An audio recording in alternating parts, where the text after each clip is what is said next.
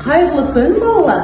Бүгінгі күндерге сәттілік. Балалар, бүгінгі ұйымдастырылған ашық оқу іс-әрекетіміз алуа кәсіп бар, таңдай білде кәсіп қыл деген мамандық екен.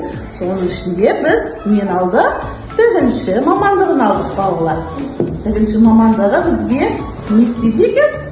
Тігінші мамандығы үстімізге киімізді тігеміз. Адам көргіш береді. Тігу неге тігінші бола алмайсың.